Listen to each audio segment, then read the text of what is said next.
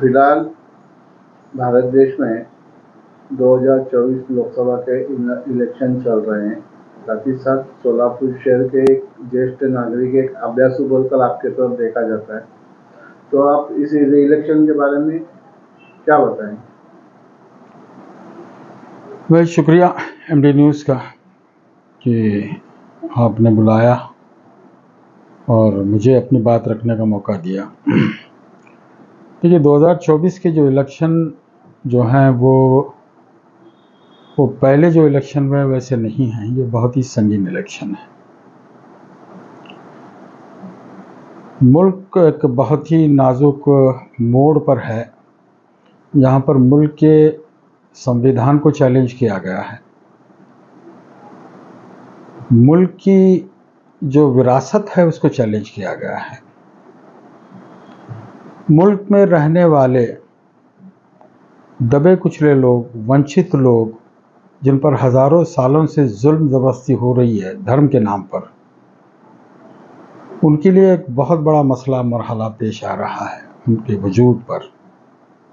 और ये कोशिश है कि जैसे हज़ारों सालों से उनको गुलाम रखा गया, दबा कर रखा गया, अब भी आने वाले मुस्तकबिल में उनको गुलाम रखा जाए।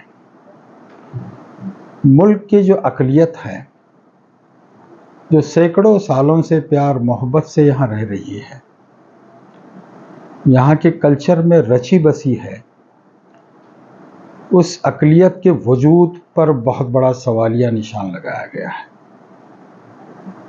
उनका वजूद ख़तरे में है। ये तमाम चीज़ों को देखते हुए अब वक्त ये आ गया है कहने का कि इस मुल्क के बाशिंदों ने 1857 में आज़ादी की जद्दोजहद की, जंग की, लड़ी, लाखों में जो है शहादतें दी।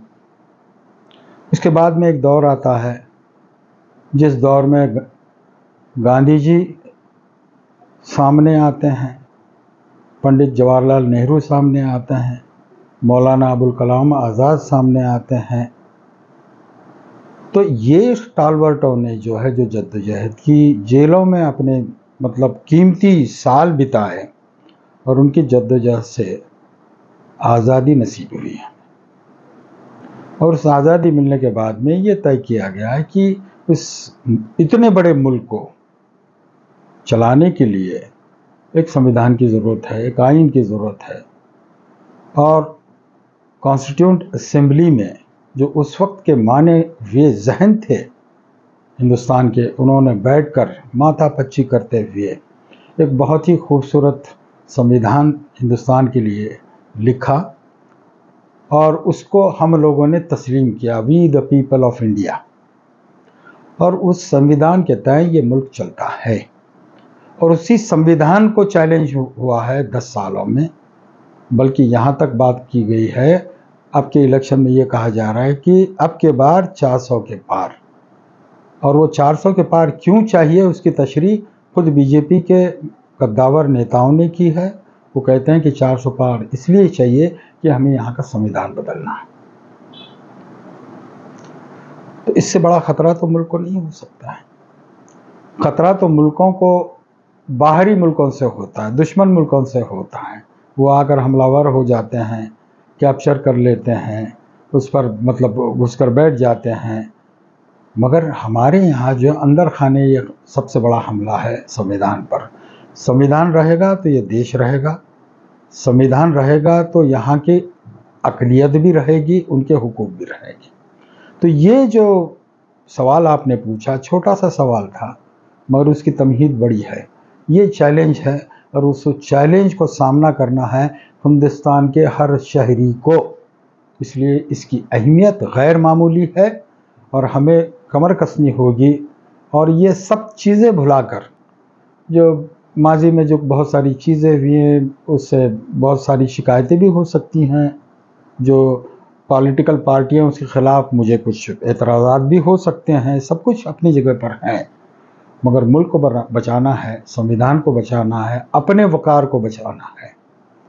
तो हमें ये सब चीज़ें भूलकर एक ऑब्जेक्टिव के साथ निकलना है कि वो ताकतें जो मुल्क के एकजहती के ख़िलाफ़ हैं, मुल्क के संविधान के ख़िलाफ़ हैं, उनको हमें बाहर का रास्ता दिखाना है। और इसी संविधान ने यह हक हमें दिया है। बड़े खूबसूरत अंदाज में 5 साल के बाद एक मौका आता है सरकार को चुनने का या सरकार को बाहर फेंकने का। वो मौका आज मिला है। 10 साल तो बर्दाश्त किया हमने, 10 साल हर वो ज़्यादती बर्दाश्त की, 10 साल हर वो झूठ बर्दाश्त किया, 10 साल वो करप्शन बर्दाश्त किया जो तारीखी है। आज तक हिंदुस्तान में इतने बड़े पैमाने पर करप्शन नहीं हुआ था। मगर अब वक्त आया है कि हम अपने हुकूक का पूरी तरह से इस्तेमाल करें। देखिए, हमारी लिमिटेशन ज़रूर हो सकती है, मगर वहाँ लिमिट नहीं है जहाँ हम एक साथ मिलकर हम एक फ़ैसला करें और वो फ़ैसला सबके लिए बेहतरी का है। क्योंकि देखिए, ऐसा है कि हमारे मसाइल एक हैं, कॉमन हैं। चाहे वो हिंदू रहे, चाहे मुसलमान रहे, चाहे दलित रहे, चाहे कबायली ट्राइबल रहे, कोई भी रहे, हमारे मसाइल कॉमन कौन से हैं? हमारे आर्थिक मसाइल हैं, शैक्षिक मसाइल हैं, सामाजिक मसाइल हैं, हमारे हेल्थ के मसाइल हैं, हमारे अनएम्प्लॉयमेंट के मसाइल हैं। सब कॉमन हैं, उसमें कोई तफरीक नहीं है कि हिंदुओं के अलग हैं या मुसलमानों के अलग हैं या क्रिश्चियनों के अलग हैं। सब एक हैं। तो अगर ये सब मसाइल एक हैं और चैलेंज एक है, तो क्यों ना हम एक होकर इस चैलेंज का मुकाबला करें।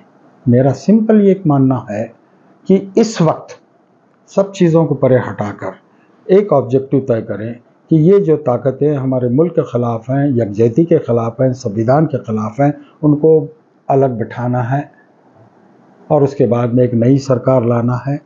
और नई सरकार लाने के बाद में हमें सांस लेने की फुर्सत मिलेगी, ख़ास तौर पर उस तबके को जिनको हम वंचित कहते हैं। दलितों पर वो जो अत्याचार हुए हैं 10 साल में, गैर मामूली अत्याचार हुए हैं। मुसलमानों पर जो अत्याचार हुए हैं, गैर मामूली अत्याचार हुए हैं। ऐसे ऐसे कानून बनाए गए हैं जो दस्तूर के दायरे में भी नहीं आते, वो कानून बनाए गए हैं।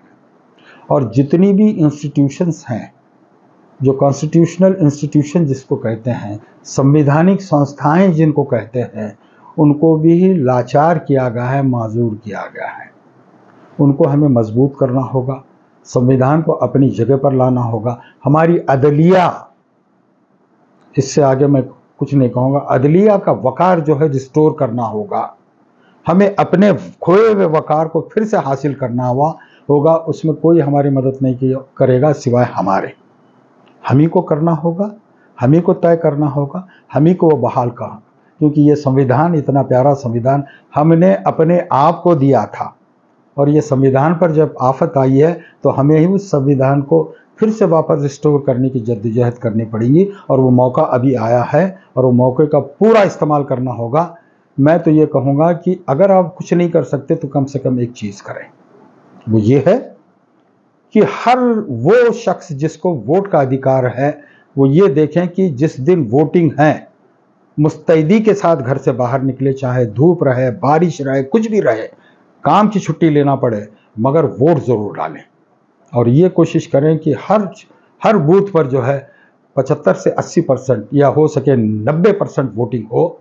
ये इसको इंश्योर करें तो वो होगा जो आप नहीं सोच सकते। मगर आप अगर घर में बैठेंगे, वोट नहीं डालने जाएंगे, फिर वही जो है पुरानी जो है वो नाअहली दिखाएंगे, तो फिर आगे आने वाले मुश्किलात को झेलने के लिए तैयार रहें।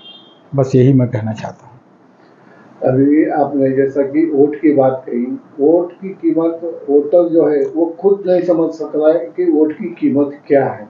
जबकि 5 साल में एक बार सरकार को बना सकता है, सरकार को सरकार से बाहर फेंक सकता है। यही तजुर्बा स्वर्गीय अटल बिहारी वाजपेयी ने खुद अनुभव लिया था।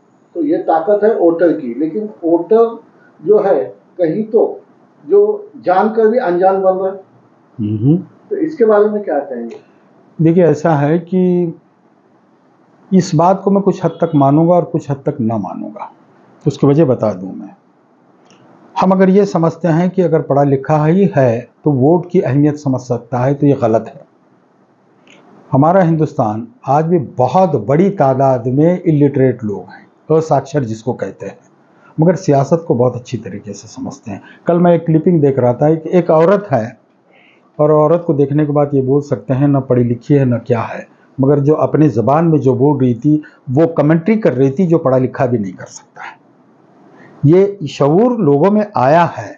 हो क्या रहा है कि बड़े पैमाने पर हमारे जहनों को करप्ट किया गया है। जहनों को करप्ट करने का मैं मतलब बताता हूँ। उसका सबसे अच्छा तरीका यह है कि गुर्बत जो है, गरीबी जो है, उसको एक्सप्लॉइट करो। और ये जो बीजेपी है इसमें माहिर है। इनके पास पैसों की कमी नहीं है। आपको पता है कि पैसे कहाँ से आए, कितने आए, आपको पता है। तो इनके पास अनगिनत पैसा है। तो गरीब गुरबा जो रहता है, जो 2 वक्त की रोटी के लिए परेशान रहता है, उसके हाथ में जो करारे जब नोट पड़ेंगे ना, तो उसका ईमान भी डगमगाता है। ये खोज तो है उसमें।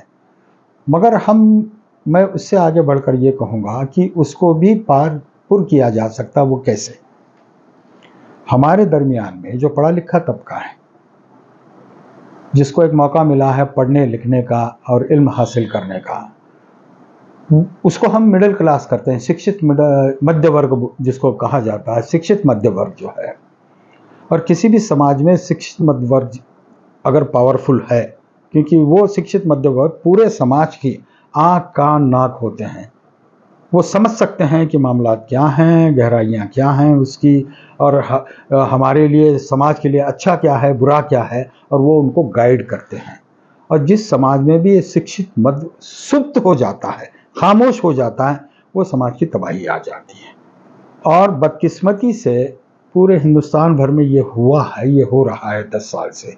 ये 10 साल से इनका मुसलसिल चलने का वजह ही ये है कि हमारे दरमियान का जो शिक्षित मध्य वर्ग है वो इतना खुदगर्ज हो गया है कि मेरा घर, मेरे बीवी, मेरे बच्चे, इसके बाद उसकी दुनिया नहीं है।